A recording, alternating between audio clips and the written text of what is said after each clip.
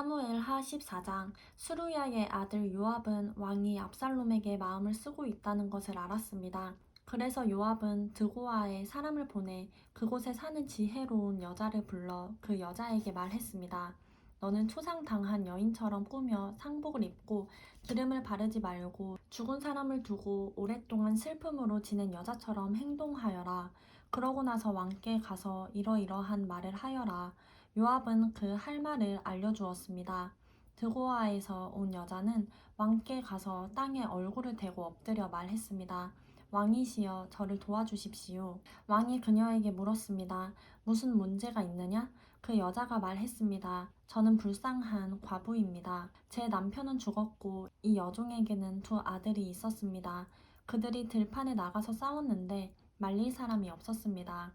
결국 한 아이가 다른 아이를 쳐 죽이고 말았습니다. 그런데 온 집안이 이 여종을 상대로 들고 일어나 자기 형제를 죽인 놈을 내놓아라. 그가 죽인 형제를 대신해서 그를 죽이겠다. 그의 씨조차 말려버리겠다라고 합니다. 저들은 제게 남은 마지막 불마저 꺼버려 이 땅 위에서 제 남편의 이름도 자손도 남겨두지 않으려 합니다. 왕이 여인에게 말했습니다. 집으로 가 있어라. 내가 너를 위해 명령을 내리겠다. 드고아에서 온 여인이 왕께 말했습니다. 내 주 왕이여, 그 죄악은 저와 제 아버지의 집에 있습니다. 왕과 왕의 보좌는 아무런 허물이 없습니다. 왕이 대답했습니다. 누가 내게 무슨 말을 하거든 내게로 데려오너라. 그가 너를 다시는 건드리지 못하게 해주겠다. 여인이 또 말했습니다. 그렇다면 왕께서는 왕의 하나님 여호와께 간구하셔서 복수하려는 사람들이 더 이상 죽이지 않도록 해주십시오. 제 아들이 죽을까 두렵습니다. 왕이 말했습니다.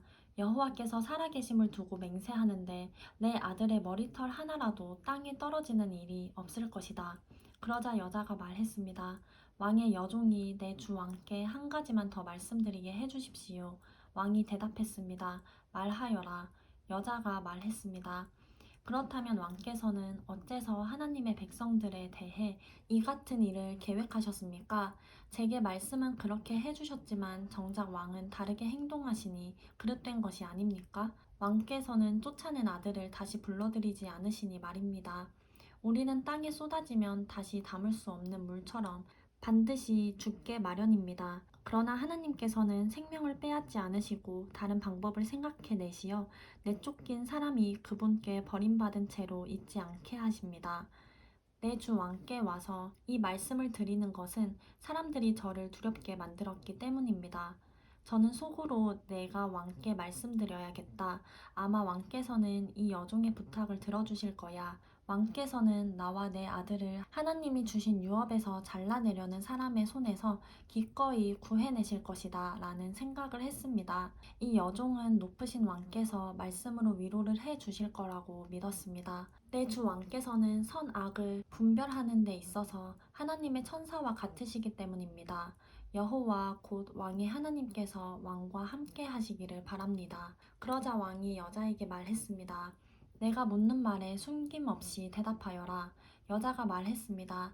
내 주 왕께서는 말씀하십시오. 왕이 물었습니다. 이 모든 것이 요압의 머리에서 나온 것 아니냐? 여자가 대답했습니다. 내 주 왕이여, 왕께서 살아계심을 두고 맹세하는데 내 주 왕께서 무슨 말씀을 하시든 좌우로 피해갈 사람이 없습니다. 맞습니다. 이렇게 하라고 지시하고 이 모든 말을 왕의 여종의 입에 넣어준 사람은 왕의 종 요압입니다. 왕의 종 요압이 이렇게 한 것은 지금의 상황을 바꿔보려는 것이었습니다. 내 주께서는 하나님의 천사와 같이 지혜로우셔서 이 땅에서 일어나는 모든 일을 아십니다. 왕이 요압에게 말했습니다.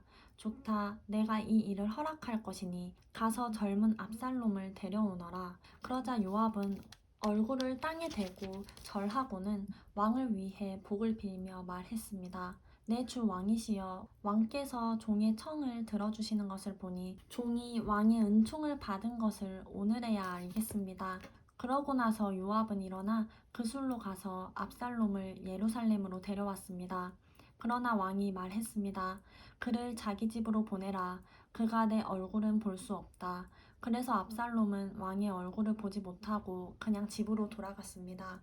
이스라엘 전역에서 압살롬만큼 잘생겼다고 칭찬받는 사람이 없었습니다. 그는 머리끝부터 발끝까지 흠잡을 데가 없었습니다.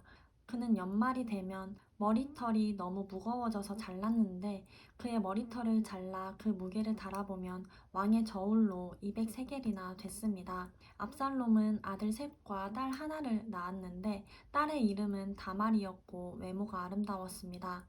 압살롬은 예루살렘에서 만 2년을 살았지만 왕의 얼굴을 보지 못했습니다. 그래서 압살롬은 요압을 불러 왕께 보내려 했습니다. 그러나 요압은 그에게 오지 않았습니다. 다시 또 불렀지만 요압은 오지 않았습니다. 그러자 압살롬이 자기 종에게 말했습니다. 내 밭 옆에 있는 요압의 밭에 보리가 있으니 가서 불을 질러라. 그리하여 압살롬의 종들은 그 밭에 불을 질렀습니다. 그러자 요압이 일어나 압살롬의 집으로 와서 그에게 말했습니다. 당신의 종들이 무엇 때문에 내 밭에 불을 질렀습니까?